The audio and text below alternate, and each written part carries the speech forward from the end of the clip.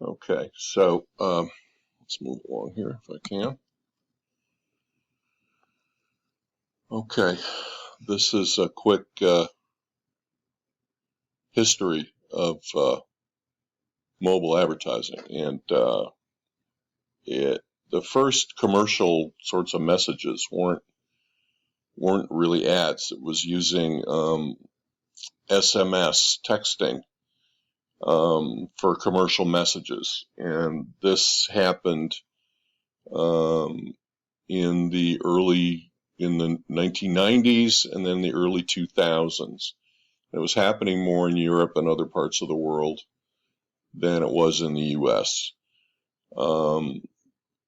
When advertisers first started putting banners, etc., onto content on mobile phones, they were just taking desktop ads and reformatting, making them smaller so they would fit on phones. It didn't work too well. And then Apple introduced the App Store, and people stopped going on the web so much on their mobiles and just went right to apps that they wanted to use that were obviously made for mobile usage. So app usage was where it was at. And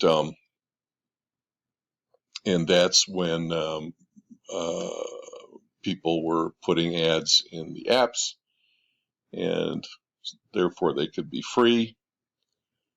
And as mobile capabilities grew, as you see here, to include interactive gaming and GPS technology, the ads started incorporating those features, which made them specially adapted for mobile. First iPad was in 2010. Mobile advertising market 1.45 billion by 2012. Smartphones really were taking off. Okay, so 2014, mobile advertising within apps, and by 2015, 88% of your time on your mobile is in an app. So this is where advertisers started experimenting with some different formats. Interstitial ads, which is what you see when you open up something new. Overlay ads, and native ads are like advertorial. We talked about those quite a bit in the internet lecture. And of course, video ads. And this is where we are now. Okay, so industry experts predict mobile ads will take over screens. And this is from a consultant named Natalie Lynn, where I borrowed a little bit of this very top line kind of evolution of mobile advertising, from reconfigured desktop banners to where we are today, with very sophisticated ways of kind of sliding different formats and different sizes of videos into the things we do. These are sizes of mobile banners, standard sizes that will fit phones. Some of them are 300 pixels wide, some are 320. So it's normally those two sizes. And then you've got different heights. Remember, these are pixels. So the medium rectangle is 300 pixels wide by 250 pixels high. And the IAB, of course, is as they were with desktop banners, they were instrumental in getting these sizes standardized. So advertisers wouldn't have to, do a gazillion different sizes for everybody they advertised with. And here are the top in-app display formats. Okay, you've got your classic banner ad, these little puppies, 300 or 320 pixels wide by 50 pixels high. Here's another size. Here's the interstitial content breaks, as it says. And native advertising where it just looks like the experience you're in, and it's in your feed. But there it is, ready to be kind of drunk down. It's sort of like what we might call a wolf in sheep's clothing, right?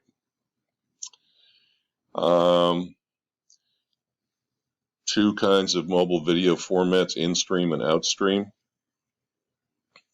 As you can see, in-stream interrupts a streaming video like a TV commercial.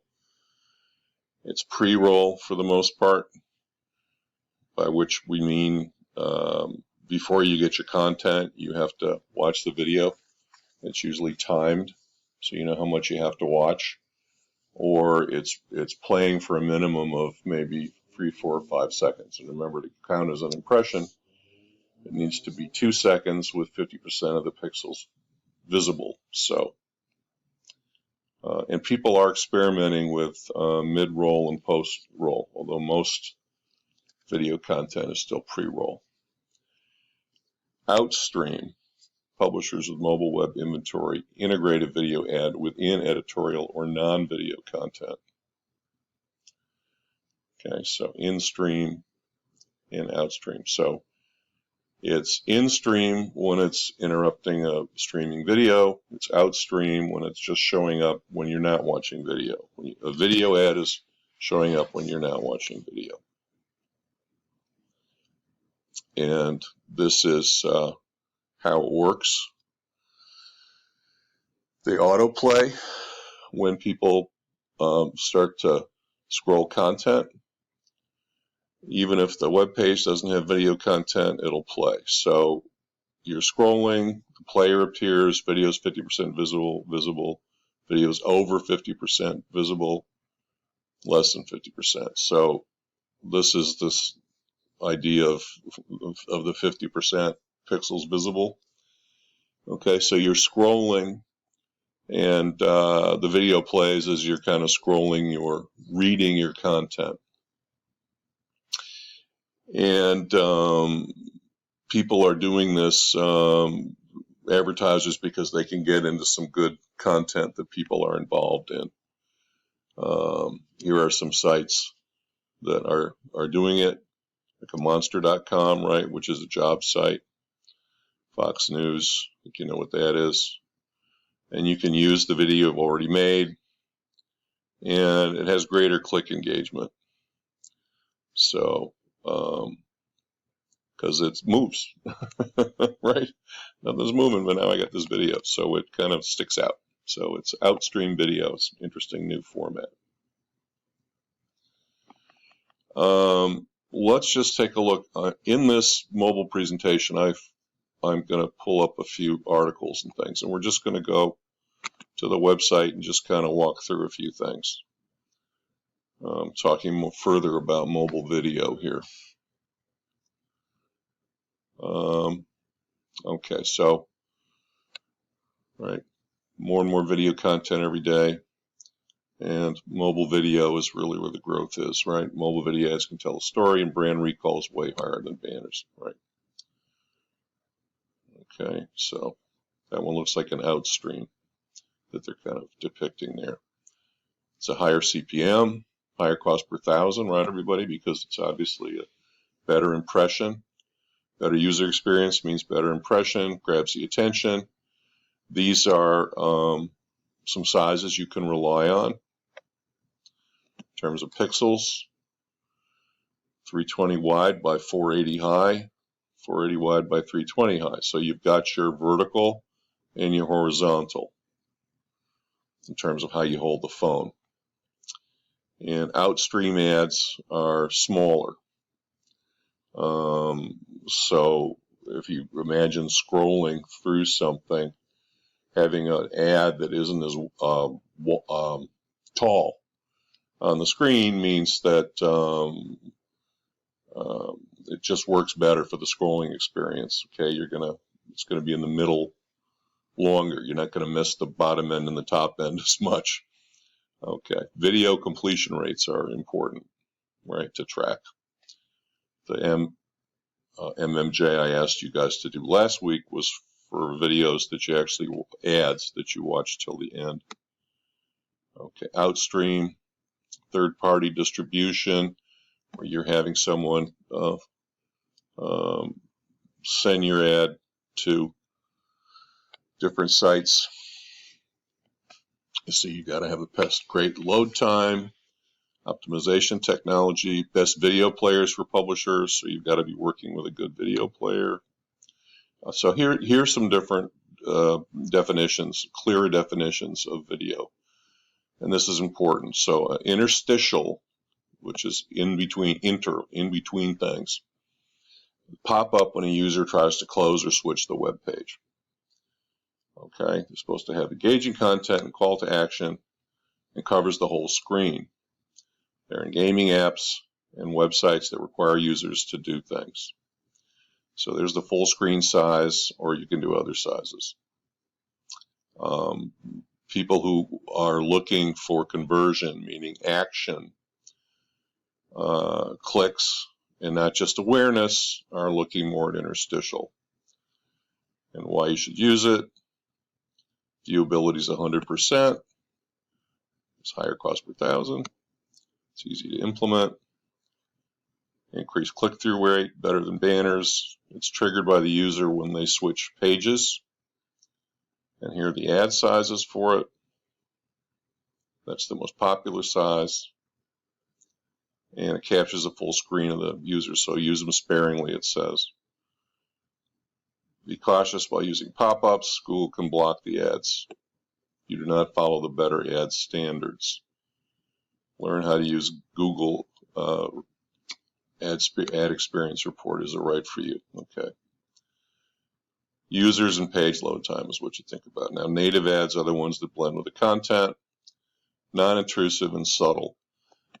It's not product placement. That's the most subtle. But it's definitely a wolf in sheep's clothing. Sometimes it's even a sheep in sheep's clothing. Okay, they engage with the content without realizing it's an ad. Click-through rates can go as high as 50%.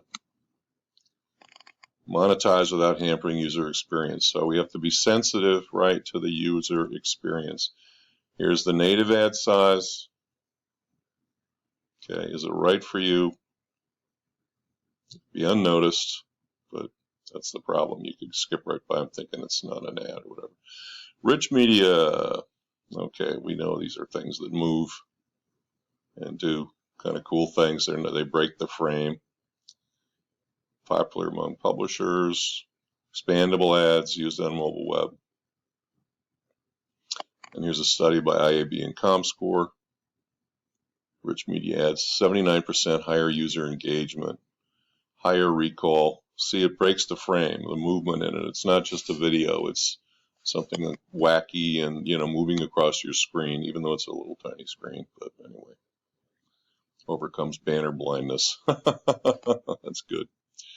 Okay, but like the coffee video we saw in the last lecture, you can really be creative with these things, although you have to recognize you've got a little teeny tiny screen. So, okay. And here's some new units that are being looked at. See, IAB released the rising ad units, canvas for the next generation of mobile ads.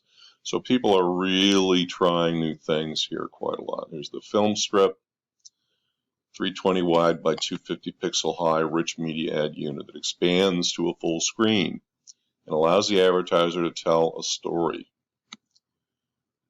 Very interesting. Telling a story. Adhesion banners are tenacious ad units at the top or bottom of the screen, which can be expanded to the full screen upon user action. The sliders, I like a slider or two every once in a while, a nice all beef patty special sauce slider. Okay, tenacious units to stay at the bottom of the screen. Doesn't obstruct the user in any way. Once slid, the user will be able to see the complete ad with a call to action. Sizes of mobile ads being too small. Okay. Conclusion. So here we go. They're recommending a data-driven approach, meaning try things and see what happens. See what happens. You're looking to get higher CPM, meaning longer viewing times, more involvement, but you don't